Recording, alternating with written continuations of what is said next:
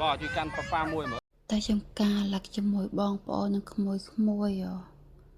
តែឥឡូវអស់ហើយឥឡូវក៏បងប្អូនអើយតែឥឡូវគឺអស់ហើយព្រោះអីបេះអស់ហើយឃើញគាត់រើជួសាថ្មីអញ្ចឹងណាធ្វើដីសាថ្មីមានអីបងប្អូនជីពេលល្ងាចអញ្ចឹងស្រស់ស្រាយមួយយ៉ាងដែរតា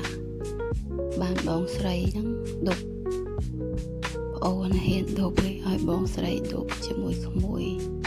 ជីទៅពីម៉ូតូផ្លូវហ្នឹងអាផ្លូវកន្លែងអាឡឹកនោះជីឡានទៅឲ្យកើតទៅហើយជីម៉ូតូទៅមានណាម៉ូតូមួយ3នាក់ម៉ូតូមួយទៀត4នាក់មានសពប៉ុណ្ណាណៃបងប្អូនអើយហើយអាឡឹកពី3ថងទៀតជ្រុះអាឡឹកហងអីហងតាមផ្លូវមនុស្សច្រើនតែបងប្អូនជីក៏ទៅមកដល់មកផ្លែតជីមកផ្ទះវិញព្រួយមេរៀងល្ងឹតដែរឆាប់ល្ងឹតតែមេបងប្អូនជីមកវិញហ្នឹងហុយបងប្អូនអើយដីផ្លូវហ្នឹងគេទៅឈូសឆាយ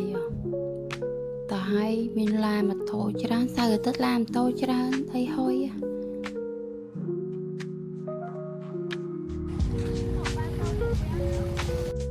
ភ្លុកអាឡឹកកាត់មកថ្មីក្តៅអូនអាឡឹកក្តៅរៀងភេបកហមពណ៌លឿងផ្អែមបងប្អូនអាឡឹកកាត់ភ្លាមភ្លុកភ្លាមក្តៅមិនទេទេសភាពស្អាត